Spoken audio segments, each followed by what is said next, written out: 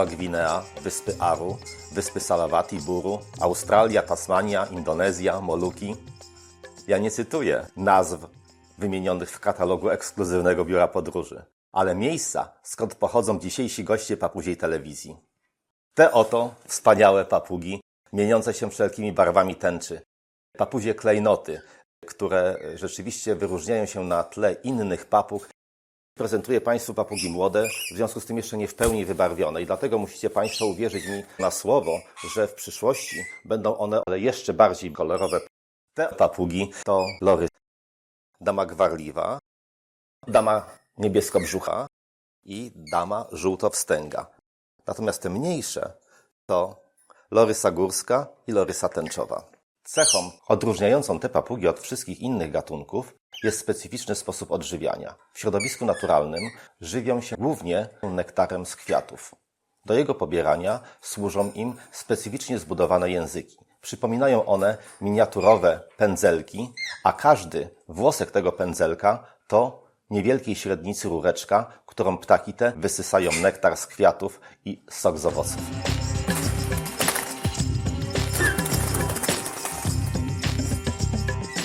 Ta lora zwana damą gwarliwą, domyślecie się chyba Państwo dlaczego. Jest to ptak obdarzony ponadprzeciętnymi zdolnościami naśladowczymi, który naprawdę potrafi doskonale bawić swoich opiekunów imitowaniem dźwięków zasłyszanych z otoczenia, w tym również mowy ludzkiej. A ponieważ jest bardzo inteligentny, w związku z tym jego repertuar jest naprawdę dość spory. Dama gwarliwa, podobnie jak wszyscy pozostali dzisiejsi goście papuziej telewizji, to ptak niezwykle ruchliwy, wszędobylski, bardzo łatwo zaprzyjaźniający się z ludźmi i jeżeli miałbym polecić jakiegoś ptaka na papugę do towarzystwa, to rzeczywiście ten tutaj doskonale się do tego celu nadaje. Jednak są ptakami terytorialnymi, w związku z tym nie tolerują intruzów na swoim terenie i potrafią pokazać, że nie są tutaj oni mile widziani. Dlatego jeżeli decydujemy się na którąkolwiek z tych papug, które tutaj dzisiaj Państwu będę prezentował, musimy pamiętać, że możemy mieć jedną, możemy mieć parę, ale raczej musimy już zrezygnować z dokupienia jakiejś innej papugi, dlatego że te tutaj właśnie ptaszki, nawet bardzo miłe, bardzo przyjazne wobec ludzi, nie będą tolerować żadnej konkurencji w swoim otoczeniu i mogą być wtedy bardzo agresywne.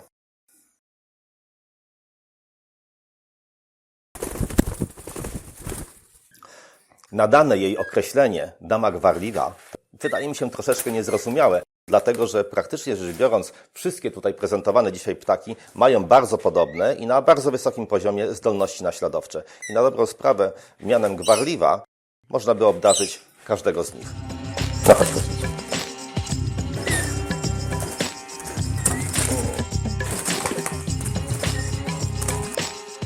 Druga z dam to dama niebieskobrzucha. To jest samcem. Musicie Państwo również mi uwierzyć na słowo, że jest to samiec. Ja też tego nie wiedziałbym, gdyby nie badania DNA, które zostały wykonane. Jeżeli chodzi o dymorfizm płciowy u lory, to praktycznie on nie występuje. I dlatego bardzo trudno jest rozróżnić, czy mamy do czynienia z samcem, czy też z samicą. Te dwie, może niezbyt nobliwe, ale na pewno damy siedzące na moich dłoniach, to bardzo łatwo oswajające się ptaki, które w krótkim czasie nawiązują bardzo bliskie relacje ze swoimi opiekunami. Jednak jeśli chcielibyście Państwo decydować się na posiadanie lory jako ptaka do towarzystwa, sugerowałbym nabycie takiej, która pochodzi z ręcznego karmienia, dlatego że zatraci niezbyt przyjemne dźwięki charakterystyczne dla ptaków wolierowych i będzie zdecydowanie łatwiejsza do ułożenia i będziecie z niej naprawdę o wiele bardziej zadowoleni. Trzecia dama. Dama żółtowstęga. Bardzo podobna do damy gwarliwej i damy niebieskobrzuchej, ale jeszcze bardziej barwna, a jeśli chodzi o charakter, to w zasadzie bardzo, bardzo podobna. Czyli też wszędobylska, ruchliwa, łatwo zaprzyjaźniająca się z ludźmi.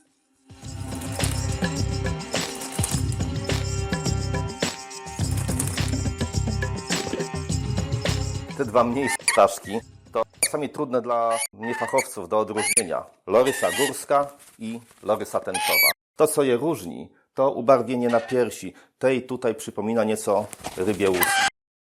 To bardzo przyjazne, bardzo miłe, bardzo wszędobylskie ptaszki, które w krótkim bardzo czasie bardzo zaprzyjaźniają się ze swoimi opiekunami.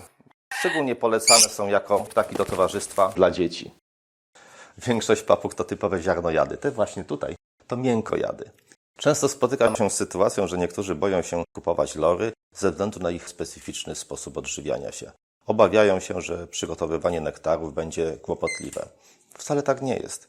Możemy go bez problemu sporządzić, używając gotowe preparaty dostępne w sklepach zoologicznych. Wystarczy dolać wody, wymieszać i podać papudze. Tym niemniej nektar to tylko jeden ze składników pożywienia. Oprócz tego papugi te zjadają owoce, warzywa namoczone w wodzie, skiełkowane nasiona, które podajemy również typowym ziarnojadom. Niektóre warzywa należy w taki sposób przygotować, aby były miękkie i łatwiejsze do zjedzenia dla tych papug. Także naprawdę to wcale nie jest kłopotliwe, jest po prostu inne.